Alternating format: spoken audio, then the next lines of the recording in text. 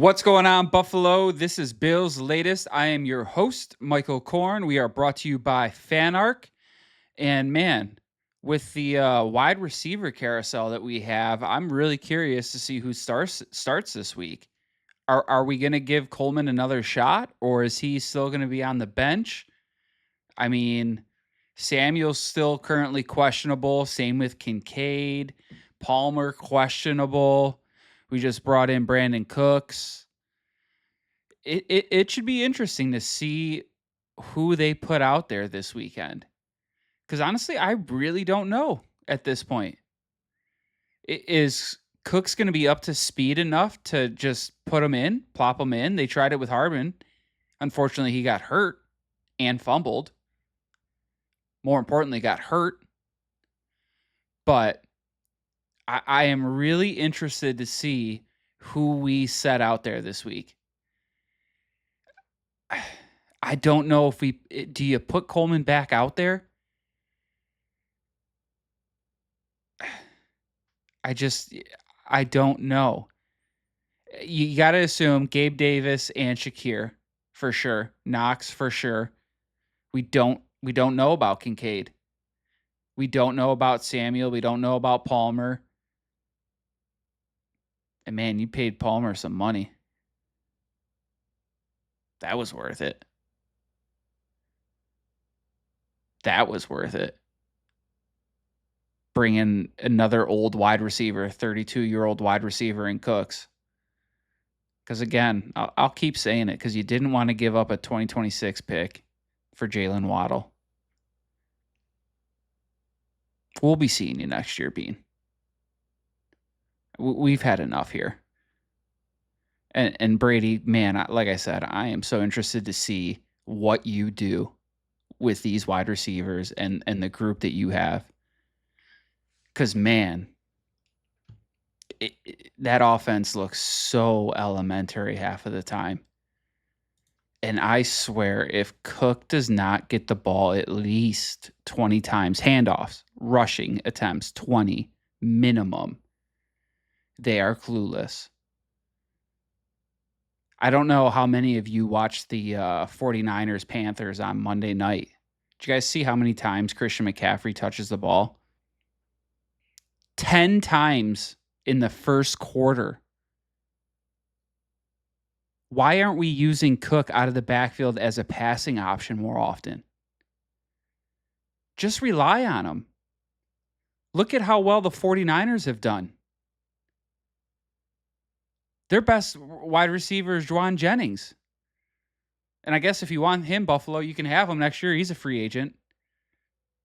But as somebody who follows the 49ers, he's not going to be worth what you pay. Maybe go get Ayuk because the Niners aren't going to pay him. But, man, if you do not run the ball at least 20 times with Cook specifically, I don't know what we're doing. As a team, they should have 25, 30 rushes. Open up the passing game for Josh with the run game. It is the only way it is going to click offensively with the passing. Because these guys have proven over and over they have difficulty getting open. So if the defense at least has to respect the run, at least we got a better chance now. Now at least those wide receivers have a slight opportunity of getting open. But Brady does not want to give Cook the ball that often.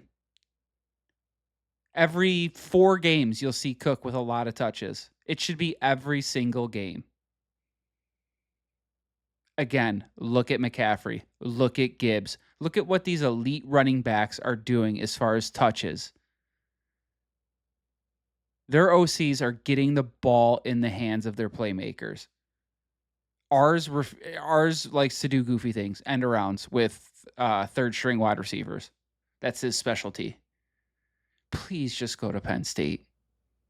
Just leave. I'm just asking everybody to politely leave. This city deserves so much better.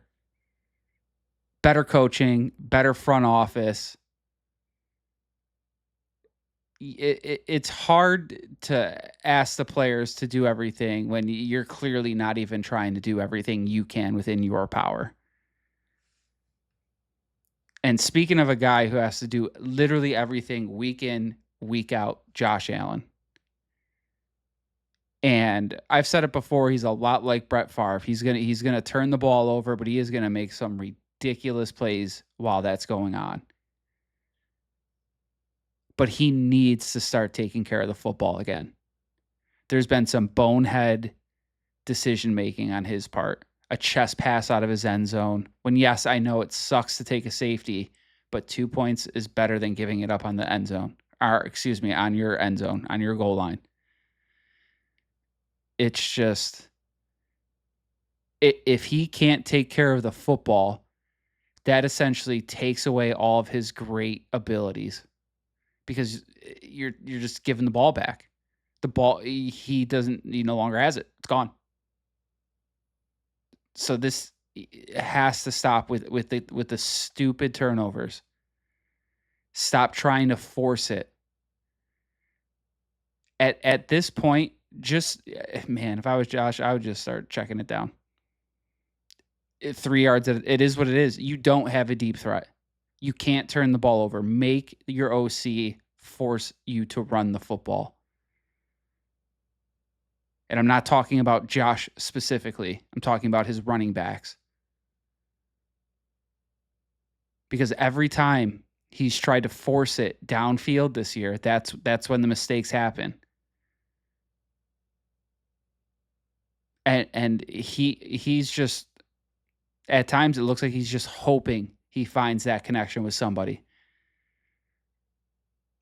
He must look at people like Jamar Chase, Justin Jefferson, and be like, man, I could throw up a 50-50 ball to those guys, and they're coming down with it more often than not. He didn't even really have that with Diggs. Diggs was just fast. You couldn't really throw it up, and Diggs would go get it all the time. That's why George Pickens, come on down. Come on down. Guy has been electric this year. Josh can help keep heads on straight in that locker room, especially with the wide receivers, and especially because if he did come, he would see the ball a lot. So I don't think there'd be a lot of complaining coming out of George Pickens.